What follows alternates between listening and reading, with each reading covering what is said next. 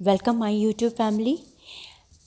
अभिलाष के इस आखिरी एंड पार्ट में, इस अंजाम के पार्ट में आप सभी का बहुत बहुत स्वागत है। जहां अभिलाष सुसाइड करने के लिए तैयार था। चलिए देर न करते हुए आगे देखते हैं इस कहानी का अंजाम। अभिलाष कह रहा था, उसी की ज़बानी में आपके उसी के ख़यालात बता रही हूँ कि अभिलाष सोच रहा था, वो बोल रहा था कि पता नहीं ये सब क्या हो रहा है। मैं पैनिक हो रहा था। अभी भी याद आ रहा है कि मैं कैसे सोच रहा था, अगर मैं कुछ कर लेता, मैं सुसाइड कर लेता तो मम्मी पापा का क्या होगा। मैं हेल्थ पर लिखता रहा हूँ, लोग क्या सोचेंगे। दूसरों को हेल्दी रखना सिखा रहा था, खुद ही कुछ कर ही नहीं पाया। अगर आज मर गया तो कल को लोग कैसी कैसी बातें करेंगे। माता पिता, फैमिली से पुलिस तहकीकात करेगी, वो अकेले हो जाएंगे। कई बातें रोक रही थी मुझे, लेकिन जो दिमाग का एक कोना था वो कह रहा था कि कोई सॉल्यूशन नहीं है, अब तुम्हें कर गुजरना चाहिए। मरने के बाद का मत सोचो, तुम्हारे साथ ही तुम्हारी प्रॉब्लम ख़त्म हो जाएगी। मैंने ये सब सोचकर सुसाइड लेटर लिख डाला, जिसमें माँ बाप, समाज के सवालों के भय से, डर से निकालने का रास्ता था। मैंने सब लिखा, क्यों मैं ऐसा कर रहा हूँ, क्या को मेरे जाने के बाद परेशान ना किया जाए, किसी को भी मेरे जाने के बाद परेशान न किया जाए, जैसी तमाम बातें लिखी। फिर वो पढ़ कर रोया, खूब पढ़ा, खूब रोया, खूब पढ़ाया, खूब रोया, खूब फूट फूट कर रोया। पास में दवाओं के ख़तरनाक कॉम्बिनेशन को तैयार करके जहर तैयार कर लिया था। मैं इसलिए सुबह 4 बजे का अलार्म लगाकर आत्महत्या सुसाइड करने का पूरा प्लान तैयार कर लिया था। उससे पहले मैं कुछ घंटे मन को शांत रखना चाहता था, इसीलिए नींद की दवा ओवरडोज में खा ली। ये दवा इतनी ज़्यादा थी कि इसने मुझे सुला दिया। फिर सुबह 4 बजे का अलार्म बजा और फिर ये बजता ही रहा, मुझे सुना ही नहीं दिया। मैं सोता ही रहा। मेरी सुबह 11 बजे नींद खुली। मैं खुद को थोड़ा हल्का महसूस कर रहा था, लेकिन वो रात मेरे मन में एक डरावना सपना बनकर बैठ गई थी। मैंने सुबह उठते ही सोचा कि नहीं, मुझे सुसाइड नहीं करना है। मैं बुरी तरह डर गया था। मैंने अब रात में सोने से पहले डबल डोज दवाई लेना शुरू की। अब एंजाइटी के साथ गिल्टी वाली भावना भी आ गई थी।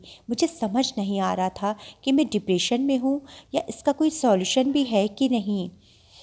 हर हालात से लड़ सकता है इंसान, लेकिन अब मुझे समझ आ गया है कि मैं खुद ना घूमना फिरना, ना शराब, ना मोटिवेशनल स्पीकर और ना ही ओवरडोज दवाई, किसी से कुछ नहीं होगा। अब मुझे हेल्प की ज़रूरत है।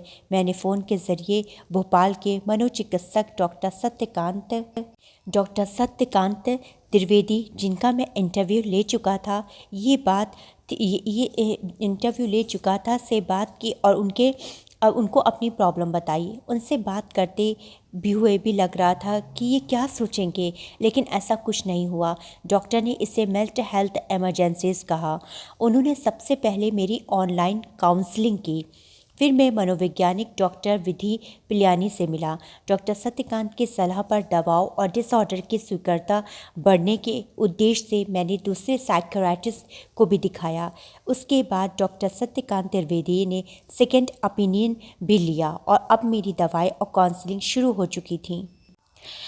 कॉग्निटिव बिहेवियर थेरेपी से मैं बहुत कुछ सीख रहा था। समय बीते बीते बहुत कुछ बदलने लगा।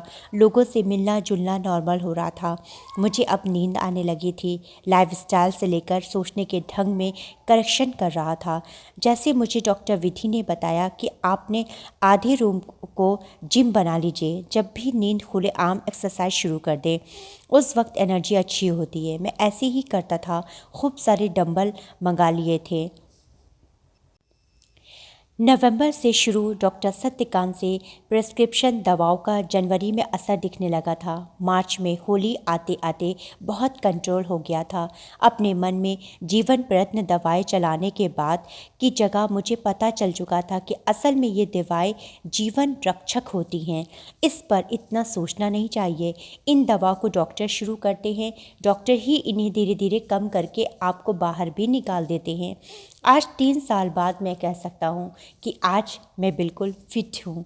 मेरे बारे में पढ़ते हुए कोई सोच सकता है, या मैं अपने बारे में जब किसी को बताऊँ तो कोई ज़रूर सोच सकता है कि बहुत से लोग बाहर आए हैं, पर अभिलाषी क्यों? सहानुभूति या कोई और वजह है? नहीं, मेरी प्रेरणा का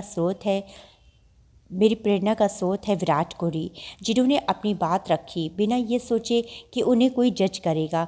तभी मुझे लगा कि मुझे भी अपनी कहानी बतानी चाहिए। एंजाइटी, डिप्रेशन, सुसाइड थॉट्स आने के पीछे हालात को दोष नहीं दे सकते।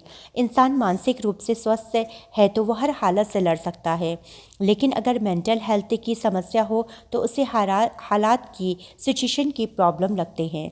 मैं ये सब इसलिए बता रहा हूँ कि आप इस समस्या को जल्दी पहचान लेते हैं तो डॉक्टर से जल्दी मिल लेते हैं। ऐसे मामले में डॉक्टर से मिलने में लोग आमतौर पर लेट कर देते हैं। इसके बाद दवाओं के मामले में भी डॉक्टर के ऊपर भरोसा ज़रूरी है। तभी मुझे लगा कि मुझे भी अपनी कहानी बतानी चाहिए। एंजाइटी, डिप्रेशन, सुसाइड थॉट्स आने के पीछे के हालात को दोष नहीं दे सकते। इंसान मानसिक रूप से स्वस्थ हो तो वह हर हालत से लड़ सकता है, लेकिन अगर मेंटल हेल्थ की समस्या हो तो उसे हर हालत से लड़ना ही पड़ जाता है। मैं अपने आप को प्रिविलेज मैं इसलिए ये सब इसलिए बता रहा हूँ कि आप सब इस समस्या को जल्दी पहचान लें और डॉक्टर से जल्दी मिलें। मैं अपने आप को प्रिविलेज मानता हूँ कि मैं इस दौर से गुज़रा। इस दौर में मैं बहुत सेंसिटिव बना। अपने खाली वक्त के दौरान एंग्जाइटी के तौर पर मैंने ख़ुद को ऑडियो रिकॉर्ड किए। जब मैं अपने ऑडियो सोशल मीडिया पर शेयर करता तो लोग मुझसे कनेक्ट होते थे। ये मुझे नींद ना आने के दौर की बात है। ठीक होने के 3 साल में अपने एक बड़े न्यूज़पेपर में ग्रुप में नौकरी शुरू कर दी।